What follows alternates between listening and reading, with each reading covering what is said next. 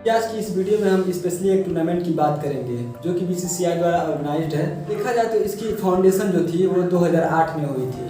2008 में पहला आईपीएल का मैच शुरू हुआ था और धीरे धीरे ये बढ़ता गया और लोगों में इसका क्रेज भी बढ़ता गया। और अगर आप भी क्रिकेट खेलते होंगे तो आप भी बहुत सारी जगहों पे क्रिकेट खेलने जाते होंगे, जैसे कि अपने गाँव से दूसरे गाँव में या फिर किसी एक जगह से दूसरी जगह। कोई जरूरत थोड़ी है कि आप एक ही जगह क्रिकेट खेलते होंगे हमेशा। जैसे कि आप भी किसी जगह स्पेशली टूर्नामेंट खेलने जाते होंगे। उस टूर्नामेंट के जो प्रोसेस होते हैं वो क्या होते हैं? उस टूर्नामेंट का जो प्रोसेस होता है उसकी शुरुआत ये होती है कि वहाँ की जो लोकल टीम होती है, लोकल जो प्लेयर होते हैं खेलने वाले, वो उस टूर्नामेंट को ऑर्गेनाइज करते हैं और उस टूर्नामेंट की सारी जितनी भी अरेंजमेंट होती है वहाँ की लोकल टीम, जो वहाँ की जो कमेटी होती है वो करती है। दूर दराज से टीमें वहाँ पे आने लगती हैं और उन आई टीमों को उस टूर्नामेंट में हिस्सा लेने के लिए एक तरह से निर्धारित रकम चुकानी पड़ती है और जो कलेक्टेड एंट्री फीस होती है उसी के बेस पे जो ऑर्गेनाइजर टीम होती है यानी कमेटी टीम होती है वो अपने टूर्नामेंट की प्राइज मनी फिक्स करती है कि हम आपको प्राइज मनी के तौर पे इतने पैसे देंगे या फिर ये चीज़ देंगे। उन लोकल टूर्नामेंट की बात की जाए तो जितनी भी टीमें उसमें आती हैं उसमें सिर्फ उसके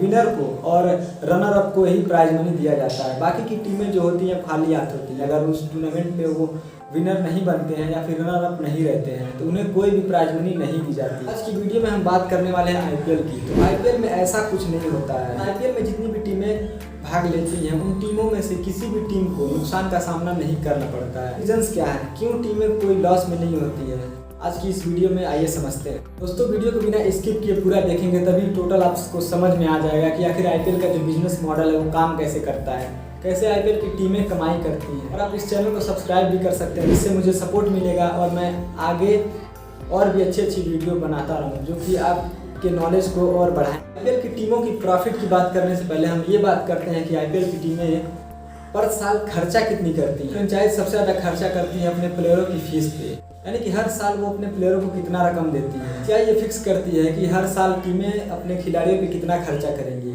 जो कि उनका पर्स कहलाता है, जो कि 2022 आईपीएल में 90 करोड़ के आसपास था।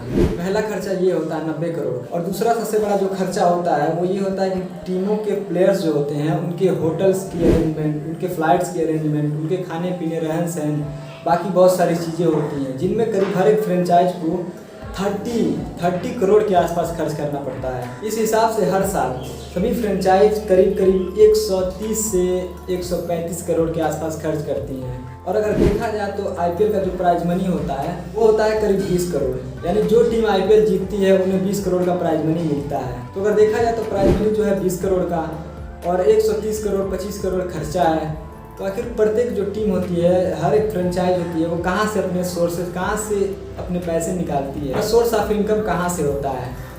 तो चलिए शुरू करते हैं। तो फ्रेंचाइज का पहला जो इनकम सोर्स होता है वो होता है, उससे हम बोलते हैं सेंट्रल रेवेन्यू। हर फ्रेंचाइज की कमाई का 60 से 70% जो हिस्सा होता है वो सेंट्रल रेवेन्यू से आता है। सेंट्रल रेवेन्यू से कमाई का दो अहम जरिया है, जैसे कि पहला है मीडिया और ब्रॉडकास्टिंग राइट्स और दूसरा आता है टाइटल स्पॉन्सरशिप। ये देखते हैं मीडिया और ब्रॉडकास्टिंग राइट्स क्या होता है। ब्रॉडकास्टिंग राइट्स का मतलब ये होता है कि आईपीएल के मैच जो होते हैं वही चैनल दिखा पाएगा जिनके पास इनके राइट्स होंगे। बात की जाए कोई भी चैनल जो आईपीएल के मैचेस को अपने चैनल पे दिखाना चाहती है, उसे जो उसके राइट्स होते हैं वो बीसीसीआई और फ्रेंचाइज से खरीदने पड़ते हैं और उसके लिए उसे मोटी रकम देनी पड़ती है बीसीसीआई को और फ्रेंचाइज को।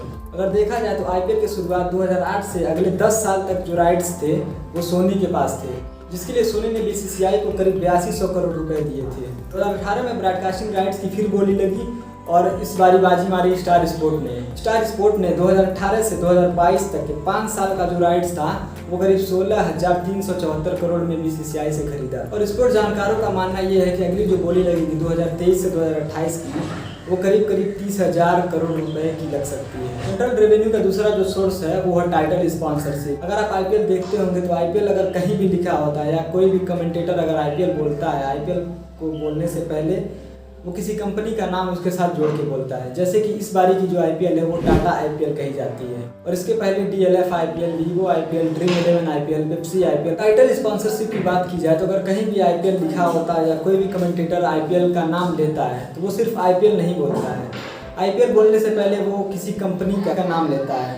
इस बारी का जो आईपीएल है उसका स्पॉन्सरशिप टाटा ने खरीदा है, इसलिए उसे टाटा आईपीएल बोला जाता है।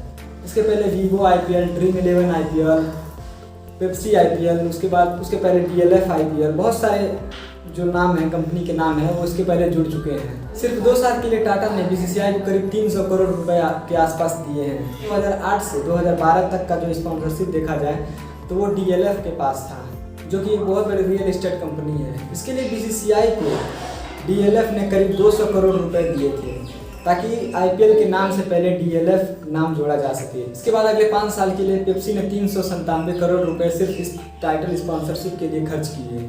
तो यही जो मीडिया राइट्स और टाइटल स्पॉन्सरशिप है, IPL के फ्रेंचाइज और BCCI के कमाने के मेन जो सोर्स होते हैं, जो मेन इनकम सोर्स है वो टाइटल स्पॉन्सरशिप और मीडिया ब्रॉडकास्टिंग राइट्स ही है। फ्रेंचाइज और BCCI का जो अगला रेवेन्यू सोर्स है वो होता है एडवर्टाइज। अगर आप IPL देखते होंगे तो हर ओवर के बाद करीब 30 सेकेंड का एड दिखाया जाता है, अलग अलग कंपनियों का ऐड दिखाया जाता है। और अगर IPL में आने वाले एडवर्टाइजिंग की बात की जाए, हर एक मैच में करीब 2300 सेकेंड जो होते हैं एड्स के लिए फिक्स किए जाते हैं। यानी कि हर मैच में आपको 2300 सेकेंड ऐड दिखाए जाएंगे, जो कि अलग अलग कंपनियां अपने ऐड देती हैं। और हर एक कंपनी को अपने हर 10 सेकेंड के ऐड के लिए BCCI को 5 से 6 लाख रुपए देने पड़ते हैं। जो हर ओवर में 30 सेकेंड का जो एड ब्रेक होता है, सिर्फ उस 30 सेकेंड के एड ब्रेक से BCCI को 18 लाख से 15 लाख के आसपास मिलती है अलग अलग कंपनियों से, जिनके एड्स इन्वॉल्व होते हैं इन मैचों में। और इस तरह अगर बात की जाए पूरे सीजन्स की, तो मान लीजिए अगर सीजन में 60 मैच होते हैं तो टोटल जो एड रेवेन्यू हो जाता है BCCI का वो करीब 720 करोड़ के आसपास का हो जाता है। IPL 2008 में जब IPL की शुरुआत हुई थी, उस समय जो रेवेन्यू सोर्स था और उसमें जितनी रकम इकट्ठा होती थी उसका करीब 20% के आसपास BCCI रखता था और 80% उस फ्रेंचाइज को, उन फ्रेंचाइजों को दी जाती थी। बट धीरे धीरे BCCI अपने शेयर्स बढ़ाती गई और करीब 50, इस समय अगर देखा जाए तो करीब 50-50 के आसपास है। यानी कि अगर जितनी भी कमाई होती है IPL से, उनमें 50% अगर उन फ्रेंचाइज को दी जाती है तो 50% का हकदार BCCI होता है। तीसरा जो BCCI और फ्रेंचाइज के रेवेन्यू का सोर्स होता है वो होता है लोकल रेवेन्यू। यानी कि जहाँ भी जिस स्टेडियम में मैच होता है तो हर एक स्टेडियम में मैच देखने वाले दर्शक होते हैं, जो कि हर मैच के लिए एक अलग कीमत चुकाते हैं। यानी उनको कुछ पैसे खर्च करने पड़ते हैं उस मैच को देखने के लिए, स्टेडियम में बैठ के देखने के लिए। अगर इन तीनों सोर्सों को देखा जाए, आपस में जोड़ दिया जाए, तो हर साल हर एक टीम को करीब 300 से 350 करोड़ के आसपास मिल जाते हैं। यानी कि उनकी कमाई 300-350 करोड़ के आसपास की हो जाती है हर एक साल, जिसमें से वो एक मोटी रकम टीमों के मैनेजमेंट के लिए, टीमों खिलाड़ियों की फीस पे खर्च करती हैं। तो टोटल खर्च को देखा जाए तो 120 से 130 करोड़ उनका टोटल खर्च आता है और टोटल उनकी जो रेवेन्यू होती है वो करीब 300 से 350 करोड़ के आसपास हो जाती है। इनमें से उतने 130 या 120 करोड़ घटाया जाए तो हर एक टीम का हर एक साल का जो फायदा होता है वो करीब 150 से 160 करोड़ के आसपास होता है। और जो 4 टीमें जो क्वालिफाई करती हैं प्लेऑफ के लिए, उनका जो रेवेन्यू होता है वो करीब 180 से 190 करोड़ के आसपास हो जाता है। तो ये है पूरा एक IPL का बिजनेस मॉडल। IPL में 10वें नंबर की टीम जो होती है, यानी कि जो सबसे खराब प्रदर्शन करती है, वो भी हर साल करीब 150 करोड़ के आसपास की कमाई कर लेती है। तो यह IPL में फ़ायदा बहुत है, भले ही टीम हारे या जीते, लेकिन कमाई उनकी उतनी होगी। हालांकि कमाई बढ़ जाती है जब कोई टीम फाइनल जीतती है तो उनकी 20 करोड़ जो एक्स्ट्रा मिलती है उनको, वो कमाई उनकी